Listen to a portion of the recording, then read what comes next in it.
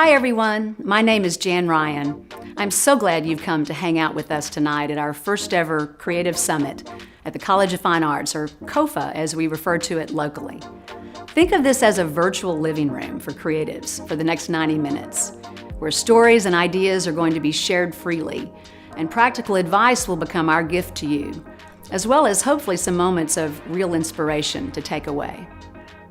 I lead entrepreneurship and innovation here at COFA and founded the Center for Creative Entrepreneurship, where our focus is really on helping creatives and students to connect the dots between their passion and a sustainable career or even their own company. The name of our event tonight pretty much says it all: making a living as a creative in a post-pandemic world. You'll be hearing stories from multiple creative founders and many accomplished artists who have charted their own paths, but who are now, right now, just as you are, dealing with those uncertainties of the world that we're living in. COFA is a college of creators, visual artists, designers, musicians, performers, game developers, many different disciplines. The creative journey is different for everyone, as you'll see in just a moment.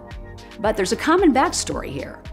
I could have entitled our summit tonight A Showcase of Resilience, and that would have been spot on. You'll learn from our speakers that each one refuses to let the world put them in a box. And when the path that they're on takes an unexpected turn, they forge their own paths, even when the journey can get a little messy and chaotic at times.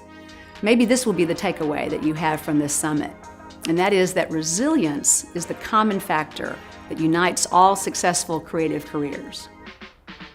Here's a few things you should know about tonight. The summit has been completely shaped, first of all, around student questions, their fears, their curiosities. More on this in just a moment when one of our students will share with you a sampling of some of these questions that have come from others. Second, we chose to live stream this format so that we could also hear from you, the audience, and to let you ask questions directly to our speakers. And I hope we'll take advantage of that throughout the event. Third, you should know that every single person I invited to participate in the summit tonight said, "I'm in." No hesitation. They're interested in your success in these turbulent times and how we all get through this together, and we will. We have several short cameo appearances and 2 keynotes that will be a little bit longer so you can hear more about what the artist's life story is all about. Andi Scull, our first keynote, is a well-known creative in the Austin market who raised $5 million to launch the new Hope Outdoor Gallery. Her path really emphasizes that the career of a creative is anything but linear. Our second keynote, towards the end of the evening, will be Sammetria Goodson, a practicing art lawyer and one of the very few in the nation, with 100% of her clients being artists and creatives dealing with the business issues of art. Last, I want to thank our sponsors and our partners, without which this event would not even be possible. Texas Mutual and SKG, who both believe so deeply in the role of arts entrepreneurship in our economy and in our future. I also want to give shout outs to our partners like Daydreamer app, founded by a musician who built a platform to help creatives collaborate on work projects, the first-year core program in the Department of Art and Art History, the School of Design and Creative Technologies, Theater and Dance, Butler School of Music, and the COFA Career Services. So sit back and enjoy the summit. The entrepreneurial spirit is alive and well at the College of Fine Arts at the University of Texas.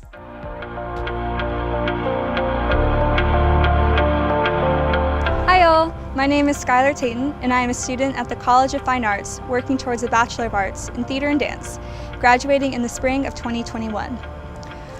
Oh gosh, when I think what's ahead, I'll be honest, a new normal is equally as exciting as it is terrifying. Sometimes I waver between holding on too tightly or letting go too loosely to the things I love. For instance, as a theater and dance major myself, I had my sights on working in stage management on Broadway with The Big Show. With Broadway now being closed, it's hard to envision a future. I'm certain they'll be reopening one day soon, with audience members flocking and cheering at the doors, but until then, it's hard to alleviate the uncertainty of the now. Do we as students wait out the pandemic, or how do we best prepare in the meantime for our big comeback? my classmates have had similar concerns and questions, like how do artists and creatives remain inspired during this time? How can I build the confidence to make money with art? Or even more specific, what are some easy ways creators can protect themselves legally from theft? All of these questions are just the tip of the iceberg, so as we move forward with the summit, please, if you have any questions that arise, comment down below and one of our addressers will come and talk about it with you. Don't forget to share this video and like it and post it wherever you see fit. And thank you for joining us. Yo, what up, you guys? I'm Mama Duke, and the advice I'd give my 20-year-old self that was still in school in a pandemic, well, I'd give myself 3 answers, right? I'd hope I was wearing my mask, 1. 2, I would say self, I hope you don't feel like you have to have life figured out, and if you do, sheesh, you in for a ride. And 3, the way my life is set up, I move on what feels good, right? Because sometimes what's right looks different depending on which way you're looking at it. It is now, at this point in our lives, crucial to be doing exactly what drives you, whatever that is. If I could talk to my 20-year-old self, I would say, self, you are a half Mexican, half black queer woman. Ooh, I'm gonna let you sit with that. I would say, self, every person you come in contact with for the rest of your life has an idea of what they think you should be. But luckily for you, you're the only person that gets to decide what that is. Ooh. Regardless of what you're doing, to me, the answer is always connection. Whether you're selling something, you're building your brand, you're making friendship, you decide, it's all connection. To me, is being authentic. That's how I, as an artist, sell myself. I let people get a little closer to me. I let people in my house, and I let people see what I see every day. So regardless of what you're doing, please remain you. As cheesy as that sounds, hear me. We know if you're not comfortable in your skin, and that's okay. It's okay to be uncomfortable, but really, really try to dig and find yourself, because authenticity sells. So one of the questions that you all had is how challenging it will be to be an arts entrepreneur post-COVID. And I think that the pandemic has certainly shaken up the industry and created disruption, but with that, I think it's also created tremendous opportunities for young artists. With our industry shuttered for over 200 days, that's really forced us to think about how to get content out there. And one of the things that we've done is really turn to digital distribution. So you've seen things like Hamilton, a mega musical, being streamed over Disney. We've also had other musicals streamed through platforms like Broadway HD. And then there's been artist-created content that's gotten out there just through Zoom readings and Zoom concerts. So that's done a couple of things. First of all, it's really expanded the demographic for the Broadway audience. Our demographic is high socioeconomic status, highly educated, and unfortunately not very culturally diverse. But with this digital distribution, our content and our shows are accessible to a broad audience, and that's going to really enable artists to get out there and get their content seen by a lot more people. The other thing that it's done is it's really gotten us to think about how to break the fourth wall in the proscenium structure. There's always been a bottleneck to get into a Broadway and a West End house. And now people are looking at other ways of getting content out there, not just digitally, but in real estate where you can potentially have socially distanced audiences. Well, with the pandemic, we've seen the shuttering of, unfortunately, restaurants and shopping malls, but that's driven down the cost of real estate, which has created massive opportunities for artists to come in and create things like Meow Wolf or Museum of Ice Cream and things that can be massively scalable. So I think young entrepreneurs coming in, it's still going to be incredibly challenging, but I think that COVID has really opened up, at least for the live entertainment Broadway world, other avenues to get content out there and distribute it.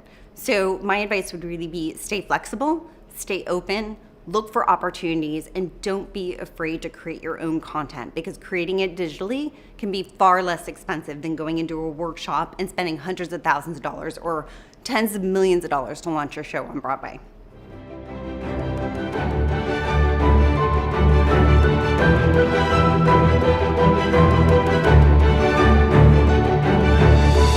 Hello everyone, and welcome to the University of Texas College of Fine Arts 2020 Creative Summit.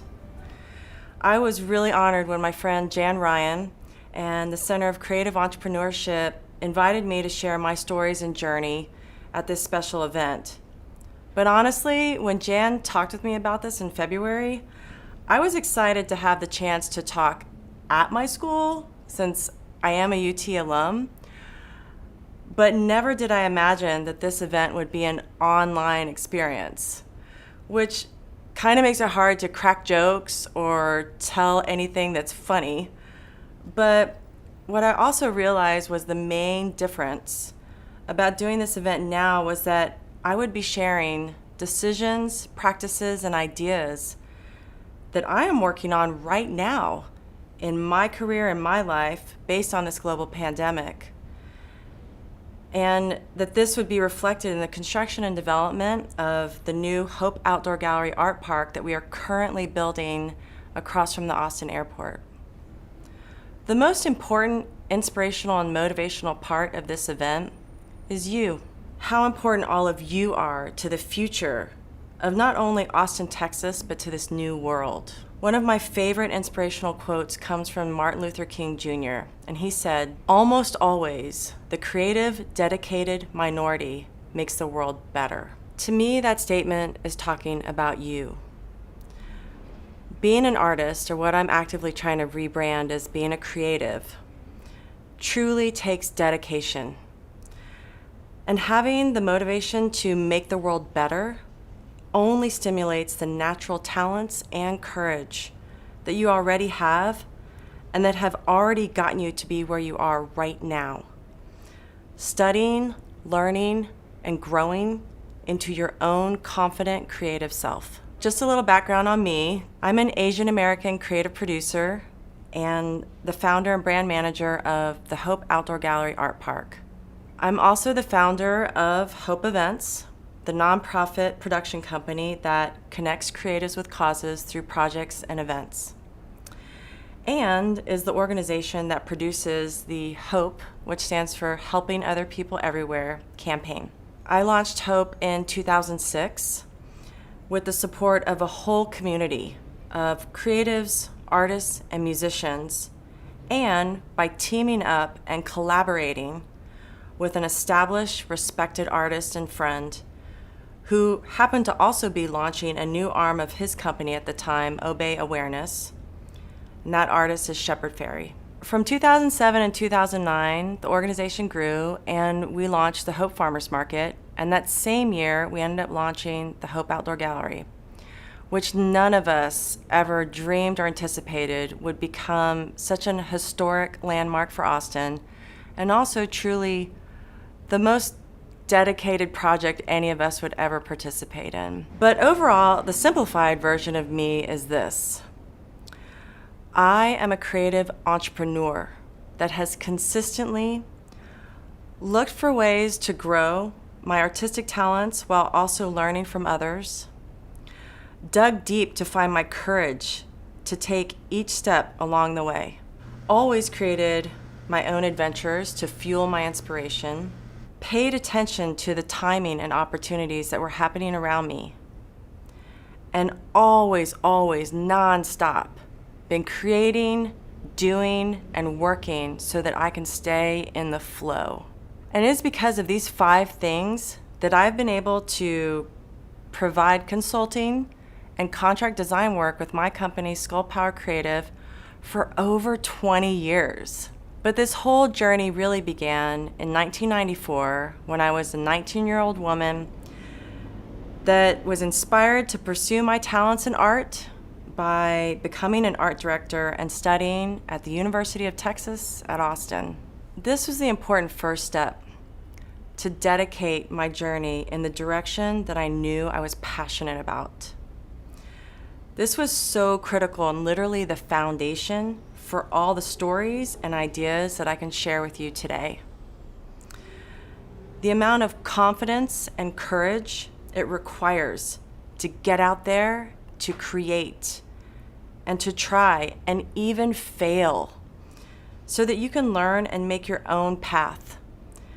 And that will allow you to help build the future for this new earth. Number 1, know that you were born to use your talents and to collaborate with others.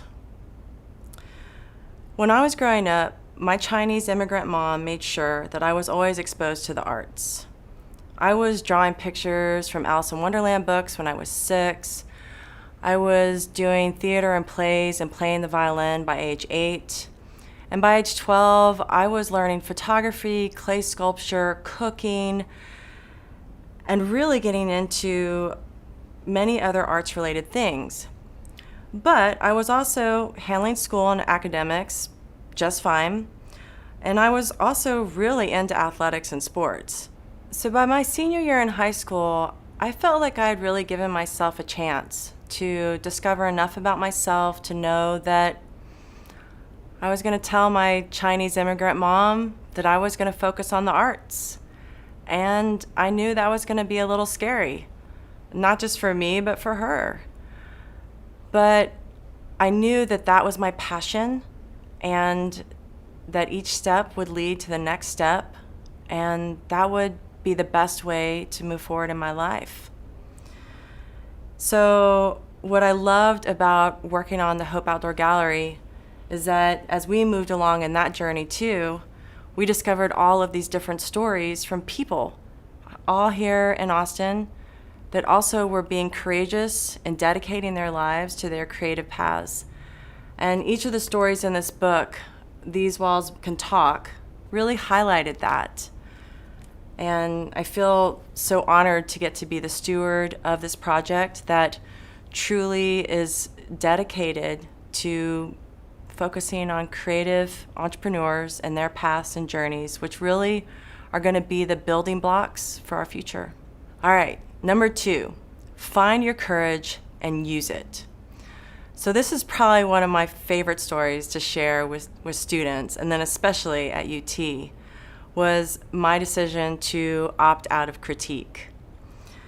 So it was 1998, it was graduation, and literally the whole point of critique was portfolio review, which would then place you in a job.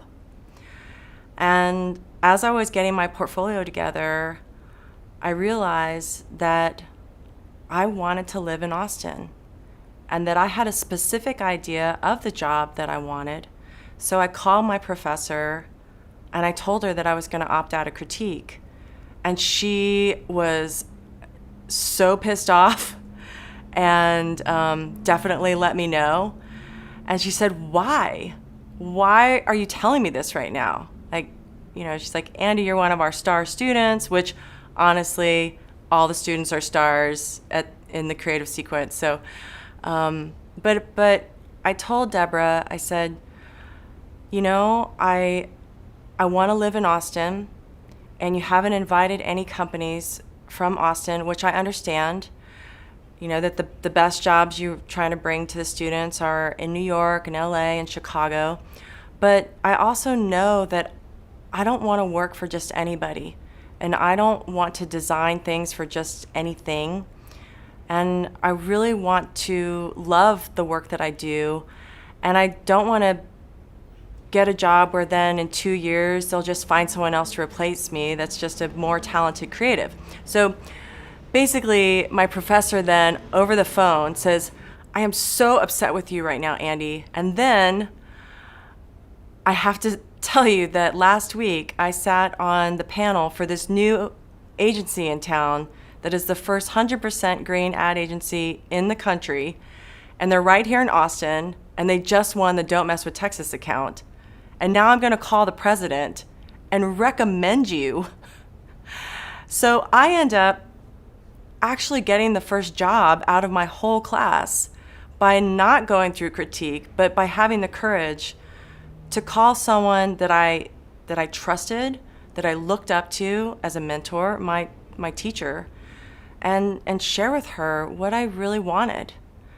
And that ended up being this incredible, huge step in my career where I become the first graphic designer for Enviromedia here in Austin, and I then designed the new Don't Mess with Texas logo. I end up getting to work with, people like Matthew McConaughey and Rob Bindler on new spots and designing products and just really taking the next step towards my own vision of my life. So I really encourage that. Find your courage and use it. Okay, number 3, choose your own adventure by finding your own experience. So these are some of my favorite stories from college as well. When I was at UT, I was working at Whole Foods, and I worked in the juice bar and the front end, and I really was blown away by this company. So one day after my shift in the juice bar, I walked up to the marketing and graphic design department, and I asked if they had an opening. And then I asked if they had an internship, and they didn't. So I said, "Can I start one?" And they said, "Sure." So then I went back to UT and I asked, "Hey, if I start an internship at a company, could I get credit for it?" And they said, "Yeah." So I just went and created my own experience.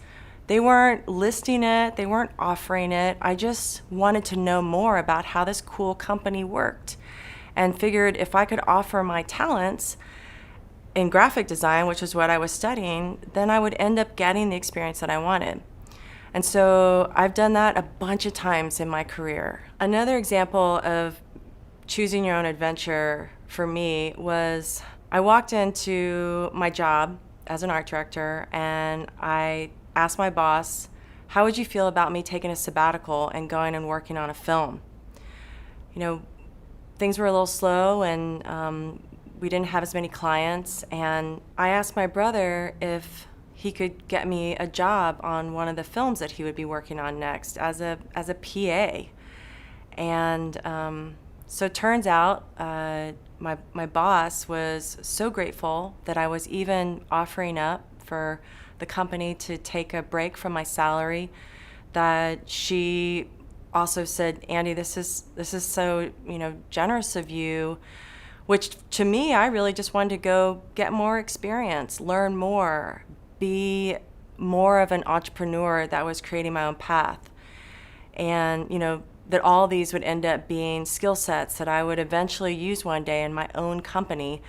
But, she was so grateful that she's like, "If you do it, we'll keep your desk and we'll still pay your benefits." I mean, so again, bringing up the word collaboration and really thinking about win-win scenarios, I think is also a great lesson to learn in making your own path. But basically, my brother then asks if there's a PA opening, and turns out that they needed a graphic designer on this film set. So I go in and interview. I'm hired on the spot. And I end up doing the graphics, creating the props, even creating a whole new role within the film industry called the on-site graphic designer, working with Alan Parker, who was a famous director that did Mississippi Burning and Evita, and working with stars like Kevin Spacey and Kate Winslet on the set of this movie called The Life of David Gale, which then led me to doing graphics and props for films like Idiocracy and for The Ringer, and working with people like Mike Judge and Johnny Knoxville, which opened up this whole other part of my life that really, just took some courage and belief in myself, understanding that I'm an entrepreneur, and wanting to create my own adventures, and not hoping for someone else to present those opportunities for me. Which leads me to number 4. Timing is everything, and creating your own opportunities makes the difference. So this is the point that I think is the most relevant for right now. The timing to create your own opportunities is happening.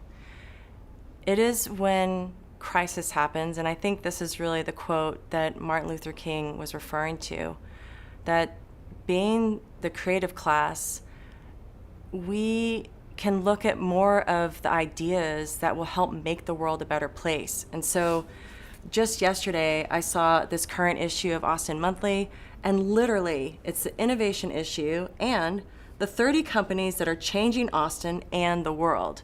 So when I brought up Enviromedia or Whole Foods, again, 20 years ago, but looking up companies that you are interested in and then just going to them and making your own opportunity, I could not encourage that more. You'll be surprised the number of mentors and CEOs or entrepreneurs that will welcome fresh creative talent, fresh artistic minds that want to come contribute and learn and be a part when maybe they haven't even thought of that job listing. So I have done that many times, and even felt like I didn't need anyone's permission and would just start my own things. Another example of opportunities arising is what's happening with Hope Outdoor Gallery right now, and us understanding as a team that this outdoor art park, based on this pandemic world, could really have more opportunities to not only offer more artistic things, but to also allow more creatives to be involved, since our entire concept is really based on, outdoor public art experience. So this leads me to number 5 of my advice and recommendations for creating your own entrepreneurial path. And that is, for sure, to always be in the flow and to never stop creating. So when opportunities come up, that means getting creative. But even if the opportunities aren't there, you'll find that if you're just consistently doing that, the flow that you have with your own creative will lead right into the next steps that are a part of your life, that will be a part of your career and a part of your business. So that leads me to a really awesome story about Shepard Fairey. In 2006, Shepard Fairey and I started the Hope Helping Other People Everywhere campaign. And, that was focused on connecting creatives with causes, but specifically to educate the public about the genocide happening in Darfur. This then led to another campaign contacting Shepard that was focused on getting a gentleman named Obama elected for president. And their 3 main words were progress, change, and hope. Well, it just happened that we were already seeing a lot of success with people's interest in the word hope, and I think that made it a little bit easier for Shepard to focus on that word. But regardless, what I then watched happen and the world watched happen was tremendous. This artist, who had always believed in his talents and had pursued them and made decisions that took courage and real dedication. And if you've ever read or watched any documentary about him and his wife Amanda, the amount of times that they have taken a step forward without knowing what would happen next really can help be testimony to hopefully what I'm sharing with you. But watching him really focus on making this campaign successful and helping to motivate more people to get out and vote by using his talents through art and partnering up and collaborating with people like DJ Z-Trip and doing events that would get people registered to vote, that this guy and his group really helped get the first Black president elected in the United States of America, which then led him to be the first street artist in the portrait gallery of the Smithsonian in Washington, D.C., of which when you go in there are oil paintings, all other types of portraits. And then you have this street artist that then became the cover of Rolling Stone's, Time magazine. I mean, really left a mark on the history of the world. So on that note, I encourage you to think of that story and all the other ones that I've shared as really knowing that you are the future, that the highlight of this summit is you, and the importance for you to believe that and know that creatives are going to be the building blocks for the next generation and everything that we see next. So if you are interested in opportunities, feel free to contact me. We are going to be resuming construction with the Hope Outdoor Gallery, and there's going to be a lot of different ways that all of you can and should be involved. And then again, please look up other companies around you, and don't be afraid to reach out and ask them, hey, can I come help and collaborate with you? Because I bet you'll be surprised. Hey everyone, I'm Nathalie Phan. Welcome to my office. I'm with SoundSync Music.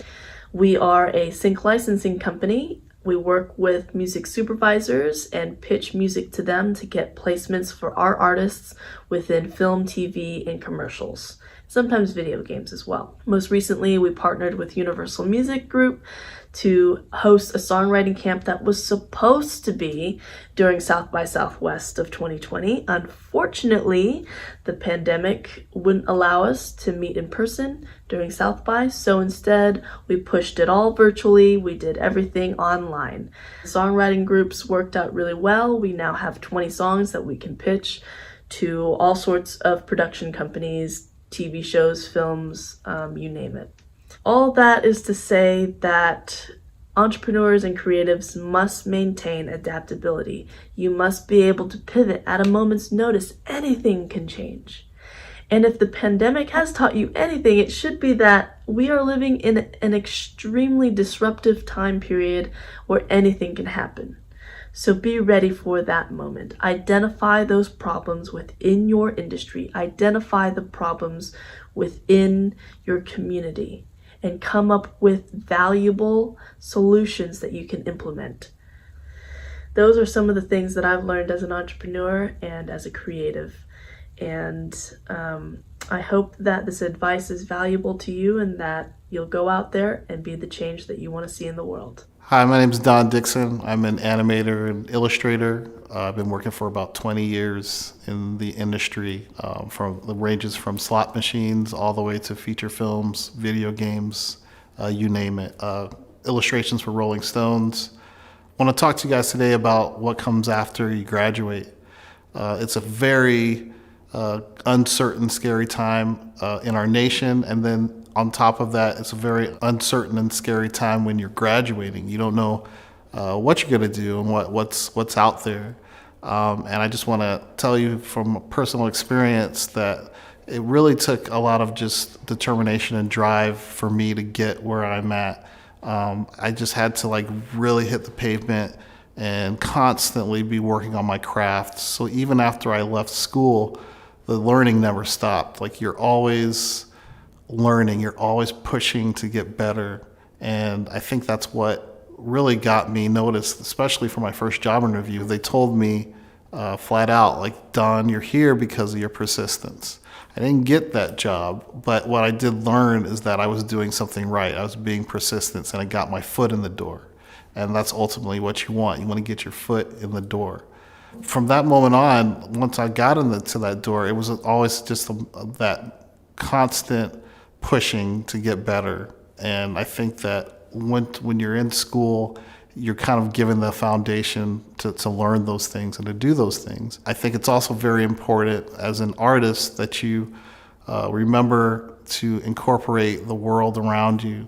You want to make sure that even though you're working for an art director or a director, that you're still taking a piece of your artistic ability and the way that you see the world, and you want to put that in your work as much as you can. I know in animation, I'm constantly trying to do that.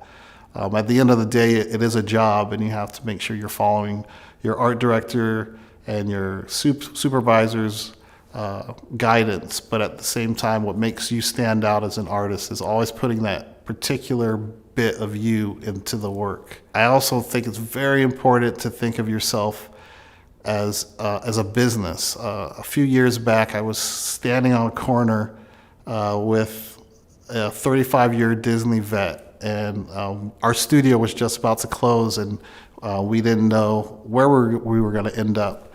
But we stood on this corner, and he stopped me, and he gave me this advice, and he told me, Don, always think of yourself as a business. And I remember at the time I was I thought that was a very cold way to see yourself, like as this business. And I didn't understand it at that moment on the corner, but later I did understand. And what he meant was, as an artist, you have to see yourself as a person of value. Every company has a value, and that's how they sell themselves. That value is what's going to get you the next job, and it's going to get you the jobs that you want. So if you're always looking at yourself in that, and with that viewfinder, you're going to get where you want to be in life. I personally am at the stage now where I'm wanting to take things that are real personal to me and put them in my art, because I feel like there's a balance. I have my day job where I'm listening to what art directors want, and then there's my time at the end of the day where I'm making art for me. And with the nation and our country and the way it is right now, the pandemic, there's just so much to process, and there's a lot of emotion involved. And I think art is like one of the best ways to channel that. And that's why I created a book called Pain and Process, and it just holds a mirror up to society, and it's showing what I see and what people see. And it's just this emotional journey that is coming out on paper and connecting with people and starting conversations. And that's what we want to do as artists. We want jobs, and we want to connect with people, and hopefully we want to change the world. I mean, everything in this planet that we have is touched by artists. Everything, like from your shoes to the clothes you wear, to the camera that's recording me, to the building that you're in. All of this was touched by artists. There's not a thing that you walk past that was not touched by an artist. And I think if you remember that, and you remember it was persistence that got all those things done, then you will affect the world. You will change the world. And I feel honored to be a part of this world, of this art world. I would like to thank the Center for Creative Entrepreneurship. I look forward to seeing what you guys do. Congratulations. Let's change the world. Hey everybody, Theo Rossi. Being a creative in the post-pandemic world. Extremely interesting topic, especially right now. Obstacles create opportunities. Some people, when they see obstacles, they just freeze. They don't know what to do. But as a creative, you have to create and figure out ways to let your voice be heard, to let your work be seen. You have to realize what the opportunities present you. I'm in a business for the last 20 years, Hollywood, that was completely devastated. Hundreds and hundreds of thousands of people out of work, and most not knowing what to do and how to go back in the current situation. Well, you can't just sit still. You have to figure out something. So like I said, obstacles offer opportunity. You have to see, what is everyone doing? Okay, well, everyone's locked into their phones. Everybody's locked into their computers. They're gaining all their entertainment and their viewing is through this. How do you be creative through that? Well, the first thing you learn is how to basically become your own self-sustaining studio. So for our example is we created a review show podcast on YouTube, which, is just done incredibly well. I would have never have done that if we weren't in this position. And now I have a business for the next few years or however long I decide to do it. The reason I tell you that is that obstacles offer opportunity. You have to constantly be moving, because some people will stay still and some people will always be moving forward. You are a creative, so you need to create. And you have to change the rules because they always change. And the only way that's going to happen is by trying things. Constantly trying things, see what doesn't work, and then you eliminate it from your list. And then and you create. What I'd say to anybody that is, in college or starting out or thinking about starting out is to just do it. I'm a firm believer that dreams are gifts. If you know what you want to do, if you know what makes you happy and wakes you up in the middle of the night and excites you in a great way, you are halfway there. The other half is just doing it. And I can't emphasize that enough. I mean, not everybody, pulls a LeBron James straight out of high school and they're at the tip top, 1% upper echelon of everything. Most people in any area, it's the people that just don't stop and continue to do it and continue to persist and show up and have fun and enjoy and learn. Passion is contagious, and there's been many times, and there will be more times where things get a little gray, they get a little bleak. Maybe I'm procrastinating, maybe I just feel a little overwhelmed and daunted and I'm uninspired. And I've had other people that are in my circle that, when my candle is going out and flickering, they come by with a fresh light and they reignite me. I still have doubts. I've been doing my art my entire life. I've been doing it professionally for almost a decade, and I've never been 38 before in the middle of a pandemic and, sitting here doing an interview. I've never been here right now. Like, I don't have everything figured out. I still have doubts and insecurities, but I'm just doing my best, and my experience has taught me that this is the best part. The best part is when it's uncertain and where it's uncomfortable, and that's all anybody talks about. I had a group of friends that I graduated with, and all our families got this little lake house, and everybody's talking about, what they're doing after college, their particular jobs they got lined up and everything like that, and the whole circle comes around to me, and they're like, "So, Chris, what are you going to do with your studio art major?" And I was just like, question mark, thought bubble. It was hilarious. I mean, there were crickets. It was very uncomfortable at the time, but I think about that, and it's just like, that was a defining moment for me. That was a defining moment, and it's something that I'll hold dear for me. It's not about it being comfortable. I think about it like this.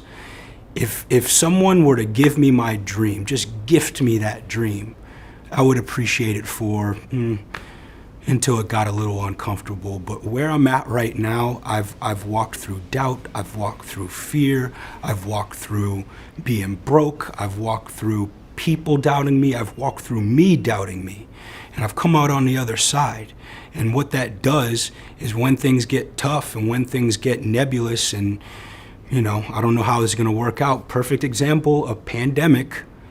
I know that I'm gonna stick. Like, you're gonna have to pry this out of my lifeless fingers in order for me to give this up. I'm not gonna give it up. I've given up on dreams before, and that is a place that I never wanna go again. Shoulda, woulda, coulda is the most painful place I could ever be.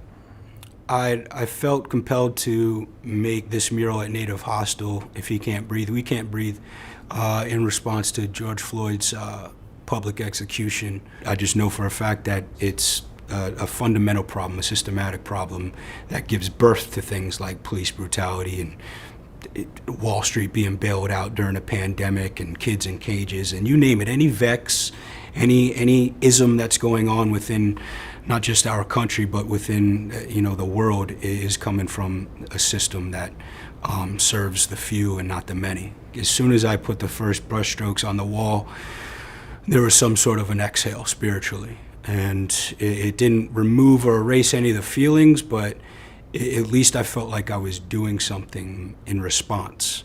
And the 3.5 weeks that it took me to complete the project, within that almost month, literally every day that I was working on that, I talked to dozens of people because there's a high traffic area and people would just stop by and we talk. I mean, people from all different walks, and that was one of my main functions for that mural, is to get people that normally don't talk, people that normally don't mix, talking about the same thing and getting on the same page that we, not just black people, we have a serious problem and we are the solution. And so I just witnessed so many people getting that same sense of relief as me, being able to talk about things that are really uncomfortable and connect the dots and see the humanity in one another. And that, I feel, is what's going to be the real healing going forward for everybody.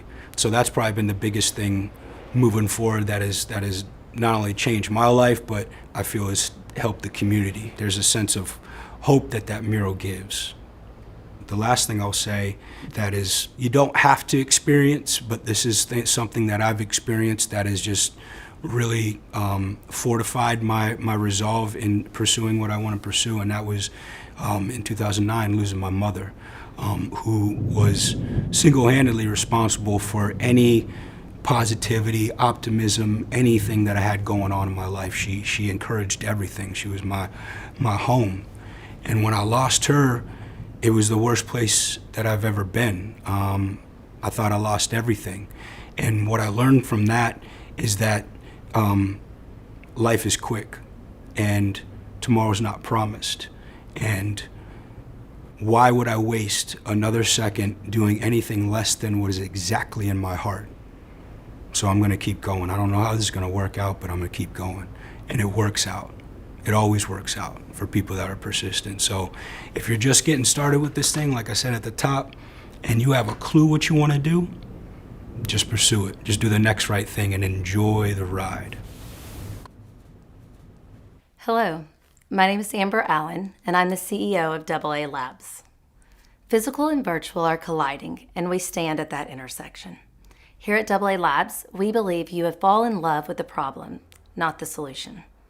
Knowing where you want to go lets you adapt to different solutions based on the current world and their needs.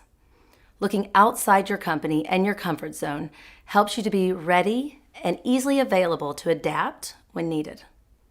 The world is colliding, and the art, music, and technology is being showcased even more so in a digital environment.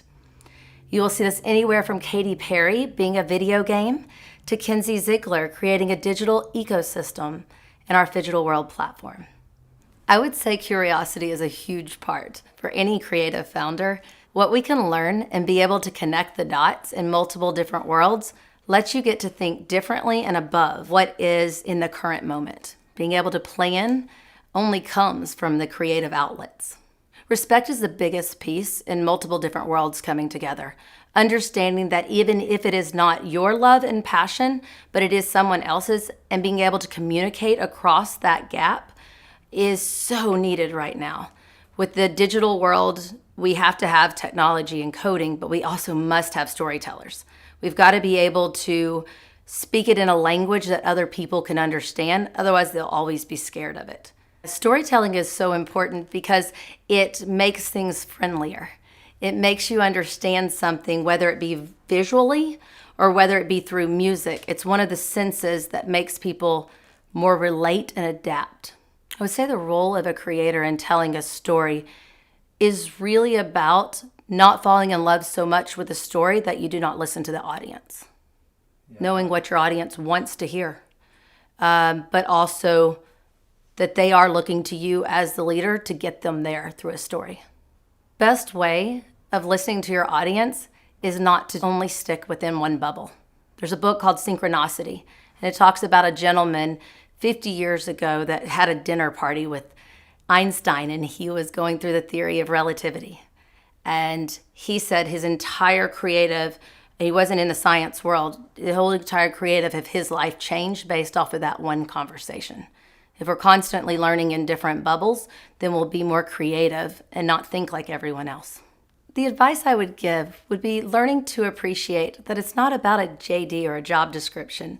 When you're asked to do other things, what can you do that will actually help you in the long run to learn and to be more knowledgeable in a subject? It is amazing how the video game world and the storytelling world and the art world and augmented reality are all colliding. Having a respect and understanding just enough to be able to speak to it will help you go a long way. Hi everybody, my name is Mary Walker and I'm the CEO and founder of Daydreamer. And Daydreamer is an online creative community for artists of all different mediums to connect and collaborate with one another. When we first started, it was super challenging for us to get even the littlest bit of attention for anybody to take us seriously. And what we were doing though, looking back, is we were definitely promoting ourselves all the time. It was a lot of like self-promotion and asking for like download the app, do this, do that. We live in such a distracting world and everybody is being sold to all the time through photo, video, different media. And as a society, we've really built up a defense mechanism against that. So to even get past that barrier and to even get the littlest bit of someone's attention, it takes something unique and something different.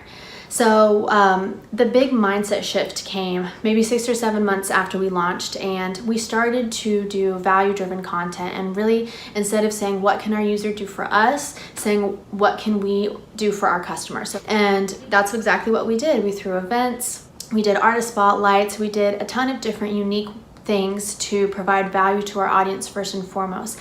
And from then on, it was so much easier to build a relationship. People remembered us, we got a lot more users, and things just kind of fell into place a lot more organically at that point. So if you're struggling with that, that's definitely my advice to you. If you're trying to build an audience, think, what can I do for my target audience? And think about it without trying to get anything back, without any contingencies, and you will be so amazed by how much easier it is for that relationship to flow. Hi everyone, I hope you're enjoying the summit so far. We've come to our last speaker of the night and our second keynote, Sammetria Goodson. When Sammetria and I talk, it's often about the changes of what's going on in our industry today and all that's happening, and our shared passion that creatives have a seat at the table when the new normal gets re-architected in our society. Her whole career is about making sure that artists understand their rights, protect their art. As an art lawyer, her practice is shaped around the needs of creatives and artists. Sammetria also wants to give back by creating 3 videos of content that she'll be sending you, for those of you that have registered, after the summit, so that you can have even deeper and more specific advice on contracts, the structure of a business entity, and copyrights. So stay tuned for that. But before we bring Sammetria on, I have a quick treat for you. The amazing Zuill Bailey is here. Zuill has been awarded 2 Grammys and is known widely as one of the finest cellists alive today. Zuill wanted to participate in tonight's summit, but with the gift of music. He believes, rightly so, that music transforms lives. And he's chosen a very unique setting, as you'll see in a minute, to perform for just a couple of minutes his magic for us. So please welcome Zuill, and then immediately after that, Sammetria Goodson will start her talk. And once again, thank you so much for being here.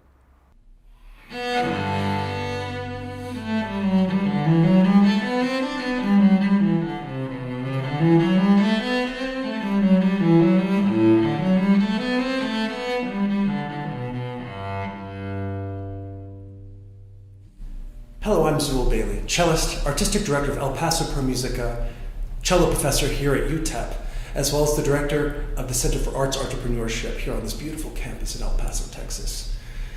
I'm here to talk to you for just a brief moment about the arts in these unprecedented times. Never more than ever have I realized the power of music and how we need to be innovative and flexible to move forward. With technology and all of the wonderful community support, UT Austin, the Center for Creative Entrepreneurship, as well as the College of Fine Arts, all of us throughout the state working together so beautifully, we will prevail and we will continue to make music matter. Onward and upward. And here's a little more Bach to hopefully serenade you and make your day even more beautiful.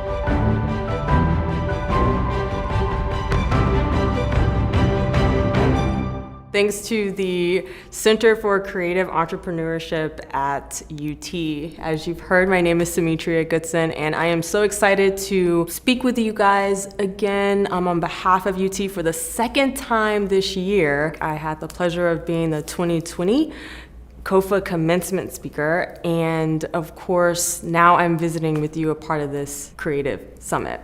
I'd like to share some thoughts with you all about the creative economy, the power of creativity. Also wanted to give you some tips or share my thoughts with you about what I would do if I were a student or if I were a creative entrepreneur. And also I have some examples of how artists are thriving during this pandemic. But first, I'll tell you a little bit about myself. So I graduated from the UT College of Fine Arts in 2004. I also graduated same year with a degree in marketing from the Macomb School of Business. So I like to say that I studied the most creative of the business disciplines, which is marketing, and then I studied one of the most cerebral of the art disciplines, which is art history. So let me tell you about my creative journey, which started at home like most of you. I grew up with creatives and makers. My mother loved arts and literature. My father was a playwright and a screenwriter, filmed a feature-length film. My brother studied sound engineering. My great-grandmothers pursued what we know as fashion design, and they were also pattern makers. I even had a great-grandfather who was a sculptor, but his medium was tombstones. So all of these folks didn't call themselves artists, they didn't call themselves creators. That was not in their vernacular in terms of their creative pursuits. But they felt blessed to be able to pursue their interests, and they certainly were, considering the time that they came along and they were doing those things. But I struggled, though, with making art a part of my passion. It was a part of my life, but it wasn't necessarily something that was a part of my being, the thing that made me wake up in the morning. And so what I did was I basically started to pursue what I thought was a more practical route, which was to find every opportunity to pursue the creative side of business. And what I mean by that is I took every opportunity to turn business internships into art internships, and then vice versa. And once I figured out that I could chart my own course, my creative journey went into overdrive. And I can't necessarily put this moment, this aha moment, into words, but all creatives know that feeling, right? It's when you find that note, it's when you have that one brushstroke, you catch the light the way that you like. It's that moment in time where whatever you're doing from a creative standpoint, even if you're pursuing creativity through business, that what was intangible becomes tangible. And that's what I experience on the campus of UT literally every day, running back and forth between COFA, the College of Fine Arts, and the Macomb School of Business. So to give you an example of the creative journey, even in finding my place, right? Finding a way to marry art and business, I pursued internships on campus, such as internships with the Daily Texan, where I worked with the marketing department, shout out to the Daily Texan, and I worked with the graphic designers there, and as well as the advertising team, and our goal was to increase the readership. And I also interned at the UT Performing Arts Center on campus, again in the marketing department, and the goal there was to increase the student attendance at events. So again, this is this process of pulling these various aspects of art and business together. My proximity to artists helped me understand some of the problems that they face, particularly the problems with sustainability. And definitely when I was in Philadelphia, which is a city that is sort of teeming with creative entrepreneurs, it became more poignant in terms of the types of issues that artists face and how that negatively impacts their work. So over the course of time, I decided to go to law school with the bizarre goal of studying art law. I say it's bizarre because at the time that field of practice was just trust and estates, it was tax, it was folks who were lawyers for the major foundations. There wasn't really too many people doing what I do now, which is practicing art law in a way that it serves as the foundation for art and creativity and creative entrepreneurship. then the task was to marry not just art and business, but art, business, and law. So I did what I did at UT. I just took every opportunity to turn every legal internship into an art internship. So that included things such as working with the real estate division of the Philadelphia City's Attorney's Office. And I was working with the real estate division because they supported the Art Commission. That also included going all the way to Nashville, Tennessee, where I worked in the general counsel office for a record company. And I focused there with trademark and other copyright issues related to record labels. I'm sharing this with you to press the point that there is a world of opportunity for you out there. And half the time you have to chart your own course to pursue these opportunities, and that can feel lonely at times. But once you harness creativity as like the force that is pushing you through whatever it is that you're interested in, you can do all sorts of things, including run a law firm and pursue surface design. So I told you that I would talk to you about the creative economy, and that's one of my favorite topics. So not only do I represent artists, creatives, entrepreneurs, and all of those folks, but now you've learned that I'm also pursuing my own creative entrepreneurship journey. And that means that I'm both a service provider in what is known as the creative economy, as well as a producer in the creative economy. So what is the creative economy? Well, first of all, the creative economy is a thing in that there are economists, there are NGOs, there are analysts, there are all sorts of folks all over the world who are studying the fruits of creativity and how that impacts economic policy and how that impacts economics at a national or an international, national, and local level. So really it's the macro view of things. Whenever I'm working with a client, the first thing I try to talk to them about is where they fit in the macro view. You could think of it as the Google Earth view or the drone view of creativity. Oftentimes creatives are just in front of the computer, or they're behind the camera, or they're in their studio. And sometimes they don't realize that swirling around them is an entire economy, and that there are a lot of folks who are studying these economies because they've realized that there's an economic impact to creativity. My day-to-day job is to protect artists and creatives and all of those folks as they pursue the foundations of their organizations, whether those be single-member LLCs, artist collectives, multi-income stream entrepreneurs, as well as artist corporations.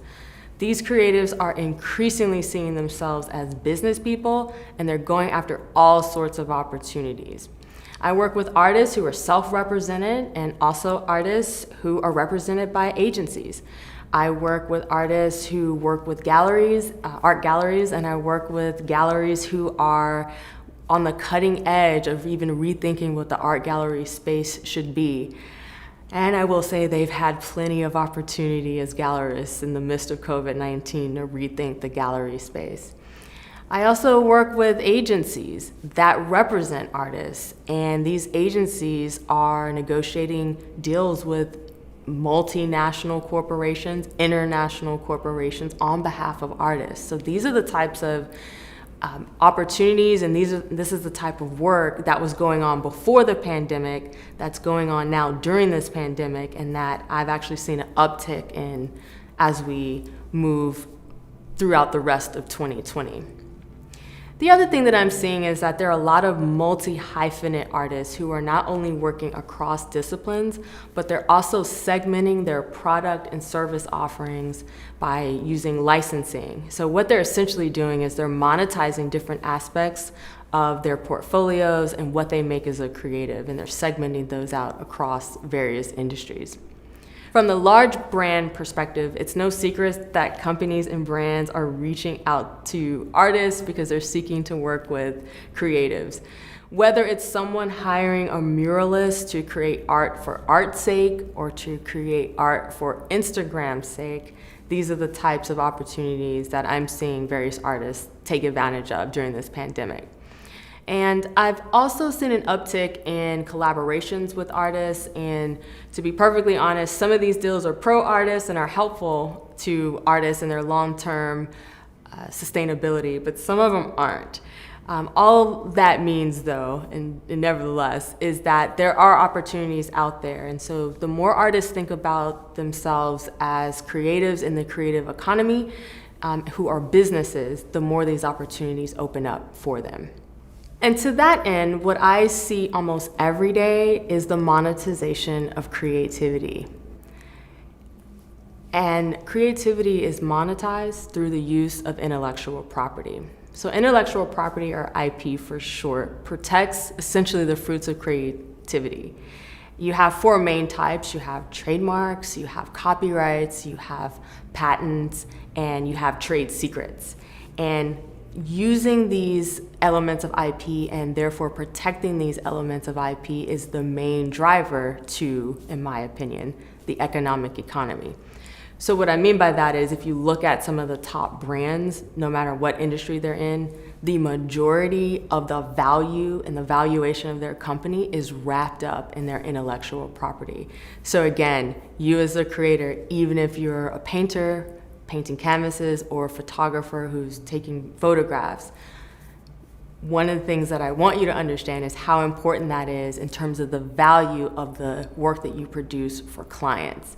They use that information to be able to support their brands, and I would even tell you that when companies are pursuing their trademark applications, they actually have to submit evidence of their usage in the marketplace, and a lot of that evidence is produced by creatives and creative entrepreneurs. For example, I represent an artist duo who's a band. They're videographers, they're copywriters, they're writers, they're photographers, and what they've done is that they've segmented all of these various aspects of their businesses into different LLCs, and they're protecting their IP, which includes, I might add, copyrights for music. And of course, if there's copyrights for music, then eventually there'll also be royalties. So this is an example of a duo, a team who's working together to provide all sorts of creative services. But what they're doing is they're doing it in a way that segments out the legal risks with operating these companies across the board, and they're also protecting their IP.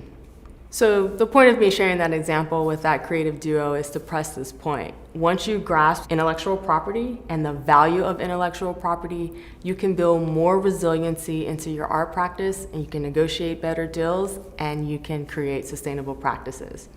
Now, as you can tell, I can talk about this subject all day, but as we come to a close for this summit, I do want to leave you with a couple of thoughts. So, if I were a student right now, I would go to every summit, as you are attending this summit, workshop, panel discussion, any and everything that you can get your hands on, any information or anything that you can attend that discuss the business side of the arts would be a worthwhile investment on your part. That even goes for my art history students. And I say that because sometimes it's the art history students who don't necessarily think that they need to understand the business side of the arts because they see themselves as curators or see themselves working with arts organizations. Well, I will share with you that I represent curators who are independent curators, so they're out monetizing their creativity, they're curating shows, they're being hired by both museums, institutions, as well as corporations actually, to curate shows in their spaces. So these are curators who are independent curators, and they're out there providing creative services, and they're business people. So any student right now that has any interest in art and creativity and making that not just your job, but making it also your life's work, understanding the business aspects of art and creativity would serve you well. So one of the best things that you can do, the best favor you could do as a student that's interested in art, creativity, in pursuing those things as a passion is to just completely disavow yourself of the thought of being a starving artist. And I would say the last thing I would do as a creative entrepreneur is to start running what I call blue sky scenarios. These are the scenarios that you think about if everything was perfect, you had all the resources, completely opposite of the pandemic that we're in right now. But the point of the blue sky scenario is that what I've found with working with creatives is if you set a set point for the amazing, awesome thing that you'd like to happen, you'd be surprised at how you'd be able to sort of back into that actually happening. The other thing is, once you set a point way in the horizon for what you'd like to accomplish, then you can more clearly see what you need to do from a business perspective or even a legal perspective to help you get there. And in conclusion, that's my major tip for any creative and really how I want to conclude my time here with you guys during this Creative Summit. Creatives are future focused. Creatives try new things, new techniques. Creatives look for opportunities. Creatives also hunker down in their practices, and frankly, they're used to dealing with blank canvases. And that takes me back to the point that I made at the very end of my commencement speech earlier this year, which is that creatives are uniquely gifted and talented and positioned to deal with uncertainty, with rapid fire change, every single thing that we have experienced during this pandemic. Do what you always do, which is create something out of nothing. First question is, what is an easy way that creatives and entrepreneurs can protect their work from theft? This is a good question. I get this all the time, but I'm going to reframe it a little bit as lawyers do. So the idea isn't necessarily that you want to protect your work from theft. The idea is that you want to reduce the likelihood of copyright infringement. So most of the time when folks come to me and say, hey, someone's stolen my work, what they mean is that they've put the fruit of their creativity, whatever it is, out possibly on a digital platform, and they've noticed that someone is using that work either without giving them credit, which is attribution, or most likely without paying them anything. And so they come to me and say, hey, someone has stolen my work. They stole my work, there's been a theft. And so what I say is what I just said to you, that it's really a matter of reducing the likelihood that someone will infringe on your copyrights or infringe on your work. And there's a couple ways to do that. So one of the ways that you can do that is to make sure that whenever you transfer files, for example, be them high resolution images, which you want to only do with a watermark or some other feature. But whenever you transfer any sort of file, you want to have it password protected. That is an easy way to reduce the likelihood of copyright infringement because you put a barrier between yourself and someone who may be trying to take your work. And so to piggyback on what I just said about watermarks and copyright signs, whenever you do upload something online, you want to make sure that you have your name, your logo, something that's actually on the clip of the work or on the photograph itself, whatever the image itself, because what you are doing is putting the world on notice that you're asserting your copyright ownership over that work. It's one more barrier. It's something that creates an extra step for someone to go through if they want to take your work. I would say the third thing, and this requires a little bit more effort, is you really just want to be careful with who you share things with. And if you are submitting proposals or if you're working with folks and they're asking you to share information with them, you can do so, but you might want to put a little disclaimer, which is what I call an NDA light. What that means is you say, okay, I'll share these images with you, I'll share this work with you, but understand that I'm asserting my copyright protection in the work, and any use of the work without a license is copyright infringement. So that's a way to reduce the likelihood of copyright infringement with your work. What are some things that content creators should be aware of when approaching companies for deals and sponsorships?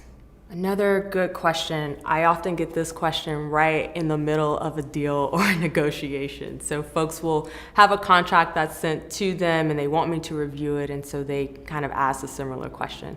So this is what I would say. One of the main things that you want to be aware of as a creative, especially if you're working with a large company or a party on the other side that has more power than you or more resources than you, you want to keep in mind that you may talk to the business people and you have one deal, but by the time it gets to the accountants and the lawyers, there's going to be some terms in there that are very pro the third party or the other side and not necessarily pro artist. So sometimes in working with these major corporations on sponsorships and deals, the creative doesn't realize that the other party is negotiating in their best interests, even if the business people are addressing the project as some sort of collaboration. So that's one thing to keep in mind. I would say the other thing with working on deals and sponsorships is that the terms are negotiable. So oftentimes what creatives will do is they'll get super excited because some big brand name company has reached out to them and they will accept the terms without even looking. It's very dangerous because you want to, at minimum, make sure that you understand who owns the copyright in your work. But beyond that, you want to take a look at the terms to make sure they make sense. So one of the things that I see often that artists and creatives do is they conflate or confuse the difference between selling their copyrights to their work and licensing the copyrights to their work. So the difference is, if someone wants to license your work, that's usually at one price point. If they want to purchase your work, that's at a different price point, which is typically higher than a license agreement. So what I'll see is creatives and artists, again, excited to be contacted by the big company, and they just simply forget that they can actually negotiate some of the terms. Should creators be worried about content ownership rules of emerging platforms like TikTok? And TikTok has the right to use your likeness in advertising. You know, I would say that there's so many platforms. I'm actually learning about different platforms, I feel like, on a daily basis. And all of them do have their own terms of service and terms of use policies. So one of the first things you want to do if you want to use these platforms is make sure you hover over to, it's usually at the bottom of the page, hover over to the terms of service and make sure you understand what their requirements are for copyright ownership. And then you also want to see what their procedure is for copyright infringement. So it's a well-known fact that there are some platforms that are more helpful when there's issues with copyright infringement. There are some platforms like YouTube where if you follow their procedure, they'll actually take down the allegedly infringing work. There are other platforms that don't necessarily operate that way. So you just want to make sure you understand their policies and how they deal with content. The other thing I would add is this, is that when it comes to the legal landscape, sometimes the law is a little bit behind what's actually going on the ground. So there aren't any special copyright rules, if you will, that apply to these platforms. So if something were to happen in terms of copyright infringement, most lawyers like myself would take a look at precedent. They would take a look to see what courts have decided in the past about copyrights in these various environments. I would say what's happened with the digitization of music is a good framework for maybe how a court would respond to the issues of copyright infringement on some of these other platforms. But my point is that you want to take the steps to protect yourself on these platforms instead of necessarily relying on copyright infringement law or any other thing like that to protect you in these environments. Well, I've certainly had a good time visiting with you guys and participating in this Creative Summit. I hope what I said before, as well as the answers to these questions, help you on your creative journey and the next step that you're going to take. Thank you.